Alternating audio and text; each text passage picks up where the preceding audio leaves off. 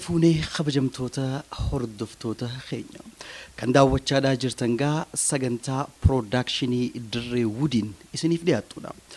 Kurfii keenya kan guyyaa arraantanaa tana keessattis gaa yeroo ammaan tanaa guutuu addunyaadhaa girgireessee dhukkubbii mataa itti ta'uudhaan guyyatti nama 700 hanga 1000 gara qabriitti galchuudhaan kanneen miiliyoonaan lakkaa'aman ammaas dhibee faale.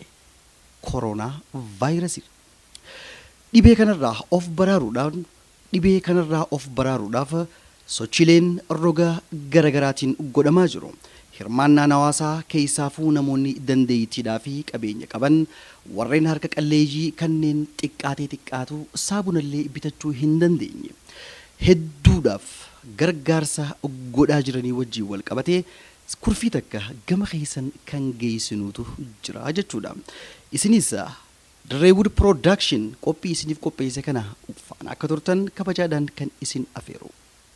An Iskandar Aliyyiidhaatii fi qindeessaa fi eeditara keenya Sharmaarkee Adam kaameraamaanii keenya Henookii wajjin bakka takkaa ta'uudhaan laata sagantaan teenyatun maal fakkaatti? Nu faana tura.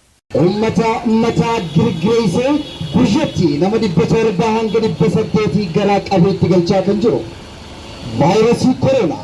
Vaayirasii kana ofirraa ittisuudhaaf lammiin hundinuu deeggarsa gama isaanii godhaati kan argamu. Konkolaataan na duubatti agartan kun ilma biyyaa dhalataa Dirree Dhawaa kan ta'e Maaster Hassan Abdulqaadir lammiin tiyya saabuna dhabdee dararamuun qabdu gilaavii harkaatii fi kan afaaniitis dhabuun qabdu jechuudhaan maallaqa isaatiin hawaasaaf hiraa waan jiruuf dura murteessan galateeffachuudha barbaanna. Namoota dhukkuba kanarraa of ittisuudhaan lammii keenya haa baraaruu isiniin jenna. Kabajamtoota daawwattoota keenya miidiyaalee garagaraa yeroonii fi bannee ilaallu haasawni haasawamuu fi sirbii sirbamu oduuleen garagaraa kan irratti xiyyeeffattee jirtu adda fagaadhaa. Harka keessan sekendii 20f saabunaan dhiqadhaadhaa sirritti waan jettu hundi keenya harka akka jirru kan nama wal gaafachiisu miti. Laata saabunni kun eessaa dhufa? Nama hangami saabunuma sanuu kan bitachuu danda'u? Kun hedduu isa yaachisuudhaan lammii isaa kan harka qalleeyyii tahan kanneen saabunaahuu bitachuu hin dandeenyeef if qabee maallaqa isaa gumaachee hawaasa bal'aadhaaf nama gargaarsa godhe jechuu ni dandeenya. Isaa wajjin kan wal isin barsiisnu ta'a. Sochiin godhamte yoo maal fakkaatti wal duraa duubaan gama keessan kan geessinu ta'a jechuudha. Isin nun hifatinaa isiniin jenna. Fageenya keenya eeggannee hariiroo uummataa hojii qabnu walitti dhufeenya keenya haa hir'ifnu. Hamma dandeemetti manarraa ba'uu baannee yoonii fi uummata bira dhaquu baannee nageenyi keenya nurra jiraatummaanni akkasitti nuuf argama. Keessummaan teenya tan guyyaa irraan tanaa akkumaan reefuu ibsuudhaaf yaaletti nama if qabee qabeenya qabu hawaasa isaarraa osoo achi hin kaayyatin lubbuu lammii isaa baraaruudhaaf sochii olaanaa gaggeessaa jiru keessummaa jabduudha kan qabannee dhiyaannee jirru. Inninis Maaster Hassan Abdulqaadir Jaaniin isaa wajjin turtii kan goonu ta'a jechuudha. Maaster durarratti nu wajjin gaafii fi deebii godhuudhaaf nu hayyamuu keetiif maqaa piroodakshinii Dirree Wudiitiin guddisnee si galateeffanna. Dirree Wud fayyaa tahaa fayyaa harkadhaa hawaasa kiyyaa kan nagayaa fi fayyaa waliif dhaamu yeroo hundaa'u kawaa hunda dura nagaya dadisu ka fayyaa waliif dhaamu isaan sanii wajjin agarsiisuu keessaniif isinillee irra deebi'ee fayyaa harkadhaan isiniin jedha. Mee Maaster gaafii nan si gaafadhu keessaa ta dura tola ooltummaadhaan fedhii keetiin hawaasa harka qalleeyyii ta'an bifa ittiin saabuna gilaavii fi maaksii afaanii bittee kophaa kee gargaarsa tokko malee bifa ittiin raabsteetu ture namoota 1000 lakkaa'amuu fi mee waan kana godhuudhaaf Maaster maaltu si kakaase? Ka'umsi waan wal nama gaafachiisuu miti. Dhukkubni COVID-19 kuni dhukkuba nama hunda addunyaa tana hunda arihee godhatti galchee ulmaa teessisaa jiru. Namuu xiqqaa guddaan beekaa fi wallaalaan mootii dabalatee namuu ulmaa taa'aa jira. wallaayyotti ilaalamuu miti jechuudha. Wanni guyyaa keessa addunyaa guutuu yeroo wal fakkaataadhaan ulmaa galchu.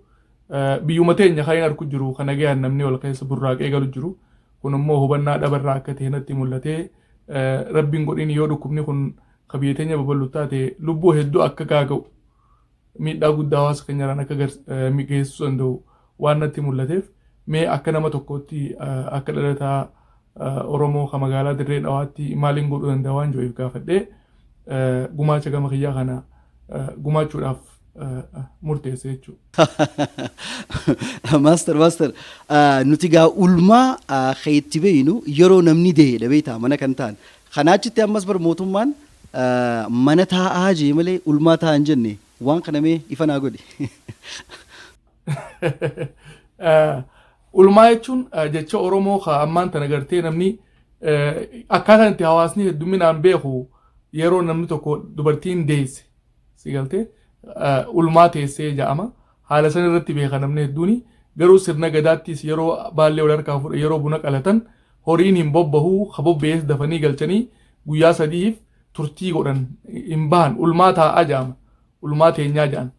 Kana jechuun ulmaa jechuun turtii jechuudha. Hiika afaan Oromootti ulmaa jechuun oolmaa jecha joo wajji wal fudhata. Oolmayni kan ugguramne kan akka feetetti sa'a feete baatee guyyaa feete akka feete deemtu jechuudha. Ulmaa hoggaa ta'e immoo yeroodhaan ugguramaadha yeroodhaan daangeffamaadha. Guyyaa sadii guyyaa kudhanii guyyaa maaliif baatii takkaaf baatii lamaaf murtaawaa jechuudha guyyaan isni ugguramuu fi soo ulmaa jettiin Oromoon. Ulmaan kuni amma fakkeenyaaf dhukkuba kanaa jecha guyyaa hanqanaaf hin bahina guyyaa 15 hin bahina guyyaa 20 hin bahina yoo jaame ulmaa akka afaan Oromootti. Akkuma namni dhidee dehellee hanqa jabaatu qaamni isaa kun ifjaaru guyyaa 40f ulmaa ta'a jaansan dhukkubni kun guyyaa hanqanaaf hin bahina waan jaamuuf ulmaa yennaan nuti sigaltee afaan Oromootiin mana taa'u jecha joo kana Oromoo moggaasa duraanuu ni qabaa fi ulmaadha jaamaga. Galatoomi maaster mee tola ooltummaan yookaan immoo kaka'iinsi hamilee kan ammaan tana sirratti agarree kun kanarratti dhaabbachuu hin qabu namoota biroo kanneen biyya alaa jiraatan hedduudhaatu jira gaa biyya alaa namoonni jiraatan isaanirraa hoo maaltu eeggamaa jettamee gama keetiin ati akka nama dhuunfaatti kan gooti kan biraa hoo mee maal godhuu qabeettee yaadda? Ergaaniin ilmaan biyyaa kanneen biyya ambaa keessatti argamaniif qabu nuti biyya wayyaa keessa jirraa yoo xiqqaatte gartee fayyaadhaaf hin rakkannu haga tokko kunuunsa mootummaa argachuu dandeenya. Warri biyya teenyaa immoo akkasitti hin jiru. Akkuma namuu miidiyaa irratti argitan kana akkaataan nuti keessa jirruu fi akkaataan isaan itti jiran adda. Nuti ulmaa taa'aa yoo jedhanii ulmaa teenyellee waan nyaannu qabnaa baanee bitannee deebuu dandeenya. Hin rakkannu gartee uummanni biyyaa immoo yoo ulmaa taa'aa jedhame jireenyi isaanii harkaa hara afaanii waan ta'eef hedduudha rakkatanii namu akka nama gartee dhalataa biyya saniitti hawaasa keenya saniif maal godhuu dandeenya. Nama tokkoof daabboo inni guyyaa takka nyaatu bitanii kannoo jechuun waan guddaa akka namaatti atilleen sammuun ta'e itti nagaya harkattu itti gammaddu rabbi biratti illee guyyaa boruu galata itti galfamtu waan ta'eef summunii qabdan qarshii qabdan gumaachuudhaaf duuban deebi'ina rabbi isin gargaaru hawaasa biyyaa kana yeroo yerootti yaadadhaatti waan harkattanirraa waa hin gargaaraa walirratti hin eeginaa jechuu barbaadeeti. Maaliif yoo ati maatii kee qofa faamilii kee qofa gargaarte ollaan kee uummanni gandaa kan miidhaman taate dhukkuba kanaan dhukkubni san maatii kee bira gahuu hin oolu. Maaliif ollaan walitti dhiyaataa gabbahanii karaa isaan deemuun hin oolu miidhaan san warra keessanis dhaqqabuu hin ooltu.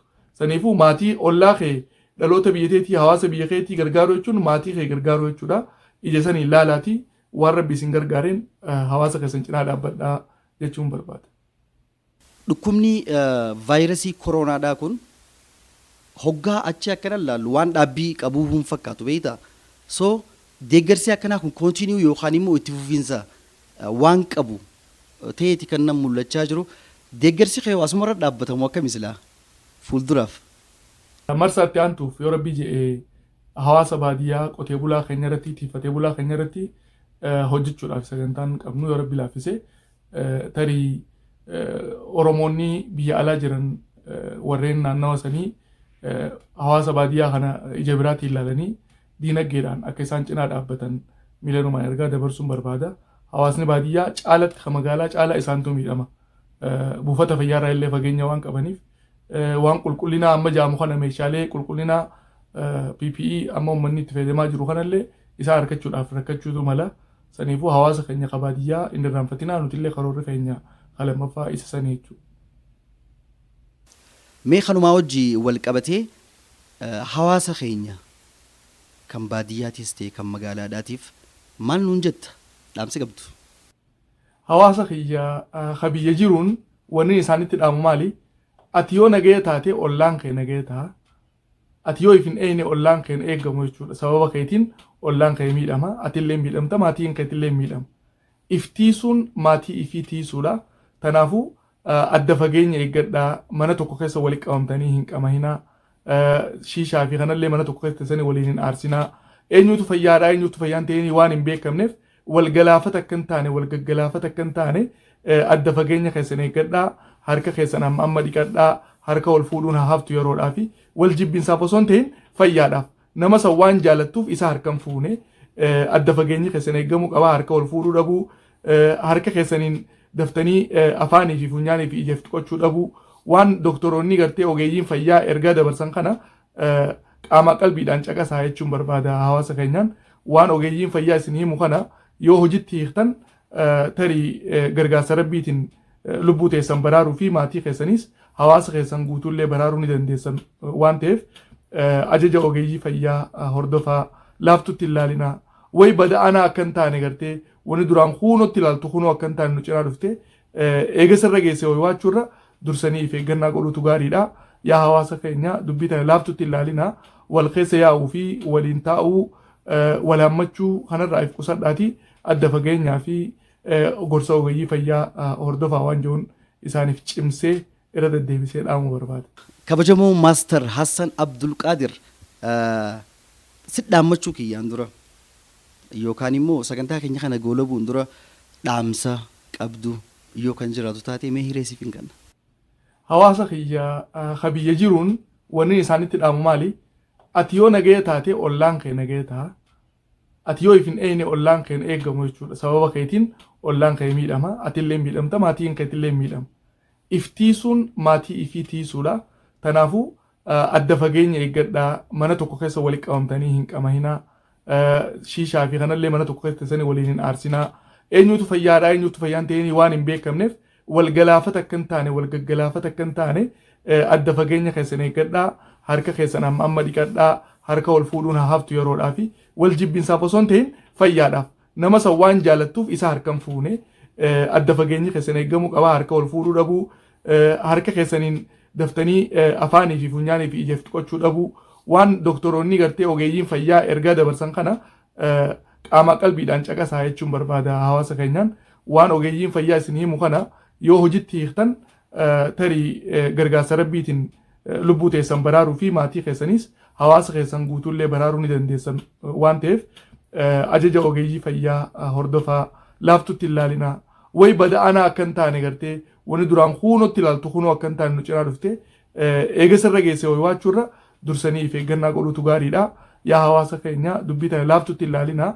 Wal keessa yaa'uu fi waliin taa'uu wal hammachuu kanarraa if qusadhaati adda fageenyaa fi gorsa ogeeyyii fayyaa hordofaa waan jiruun isaaniif cimsee irra deddeebisee dhaamuu barbaada. Tole kabajamoo Maaster Hassan Abdulqaadir Ameerikaa Minisootaa dhagaa kan jiraatu guddisnee kum lama allama gansiin jenna gaa maqaa piroodakshinii dirree wudiini jajjabaadhu hedduu nu boonstee jirta. Hirmaannaan kee yookaan immoo tattaaffiin warraaqsii sossooyinsee ati godhaa jirtu hedduu nama biraatiif illee kan fakkeenya ta'uuti. Hassan galatoome. Isinillee irra deebi'ee fayyaa harkadhaan isiniin jedha. Kabajamtoota daawwattoota sagantaa piroodakshinii dirree wuda. Akkuma asii olitti daawwachaa turtanitti egaa kabajamoo Maaster Hassan Abdulqaadir fedhii isaatiin lammii isaa lubbuu eewaluudhaaf jecha maallaqa isaa baasee bishaan, saabuna, gilaaviidhaa fi maaksii bifa ittiin uummata isaa biraan geetu jira jechuudha. Fakkeenya cimaa kana namuu dahoo godhachuudhaan fuuldura lammii teenya lubbuu haa baraarru jechuudhaan sagantaa teenya tan itti aantu keessatti namoonni hedduun roga kanaan xiyyeeffannaa irratti kennanii bifa ittiin sosso'aa jiraniitu jira.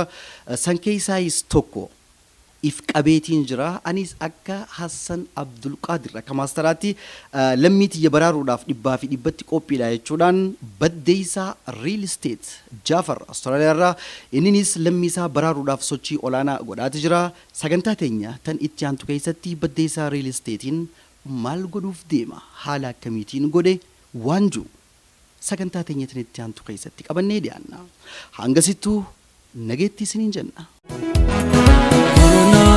Wanzaibe koda tezukatu sente bato harkade kachuda manata uya ala demurra falika nakofalu begu ronarra kunyante agogad afante wa marado alalate namarra agado corona ndibe adunya walgaize corona ndibe الدنيا والجايزة لميتي فراري ودقيزة لميتي فراري